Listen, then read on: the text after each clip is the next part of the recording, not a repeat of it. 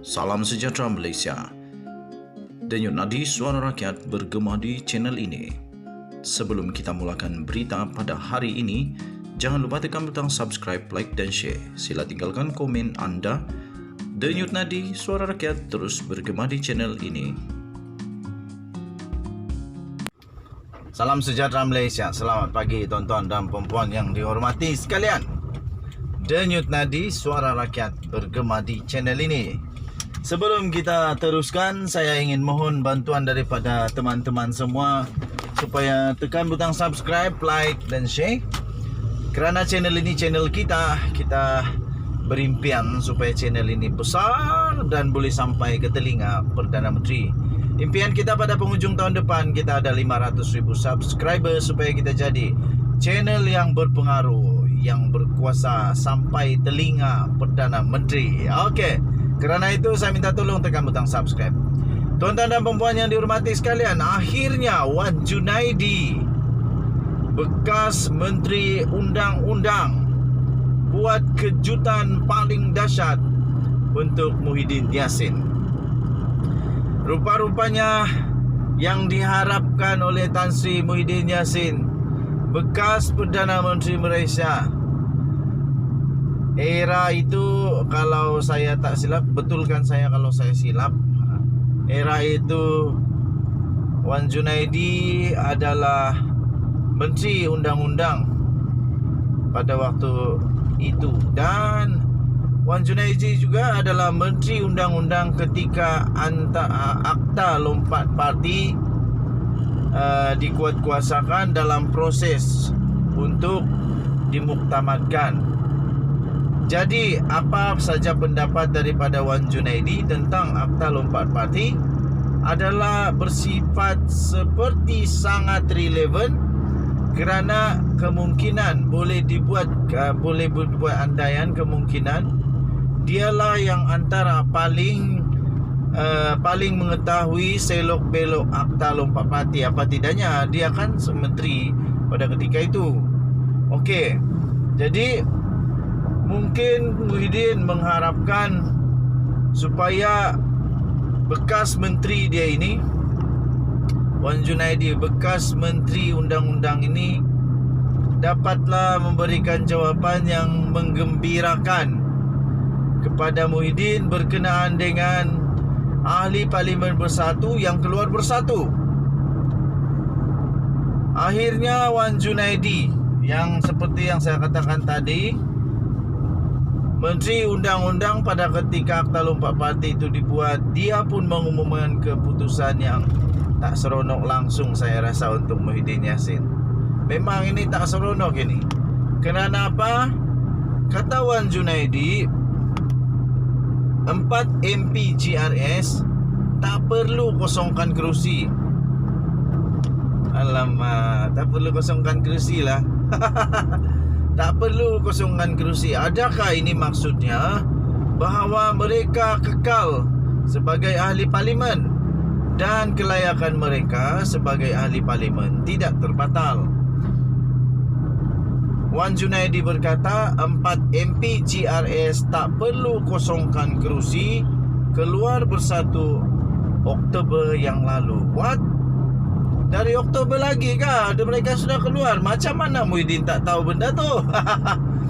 4 ahli Parlimen Sabah yang meninggalkan bersatu tidak perlu untuk mengosongkan kerusi mereka kerana sudah keluar parti pada awal Oktober sebelum bertanding pada pilihan raya umum PRU ke-15, kata bekas Menteri Undang-Undang Wan Junaidi Tuanku Jaafar.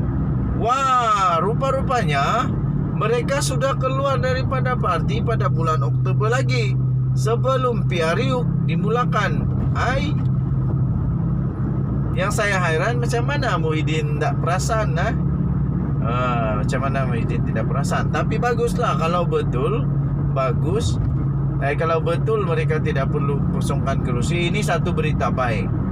Kerana supaya tidak pening-pening lagi, tidak pening-pening undang-undang, tidak payahlah dikasih pening lagi, ini peraturan yang sudah dibuat. Jadi kalau mereka memang betul keluar pada bulan Oktober, siap selesai semua masalah. Tiada lagi undang-undang yang bakal dipertikaikan. Jadi selesai masalah. Jadi apalagi yang mau dibising?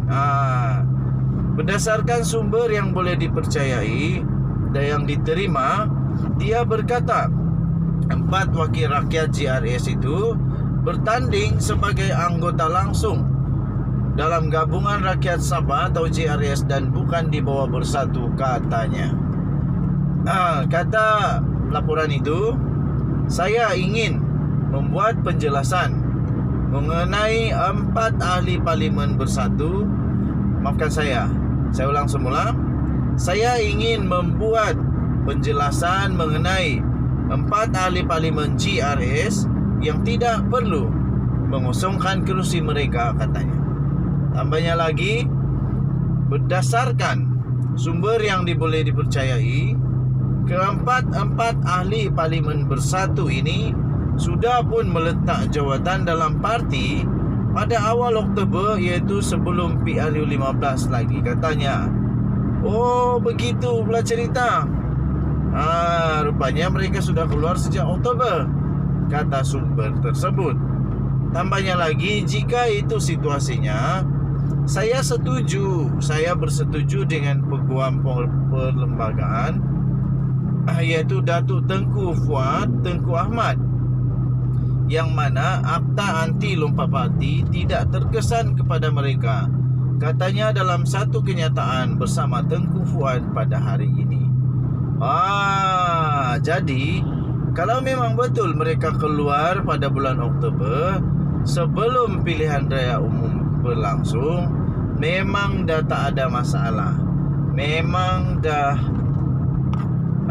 satu percaturan politik yang memang sangat-sangat berjaya, berkesan dan hebat daripada Ketua Menteri Sabah. Okey, kenyataan itu dikeluarkan oleh Wan Junaidi dan Fuad yang juga penasihat undang-undang Kerajaan Negeri Sabah. Untuk rekod, Wan Junaidi ialah menteri yang menyelia kelulusan undang-undang anti lompat parti pada awal tahun ini. Kedua-dua, Wan Junaidi dan Fuad, juga bersetuju bahawa keahlian 4 ahli parlimen itu dengan bersatu berakhir pada awal Oktober sebelum pilihan raya umum berlangsung.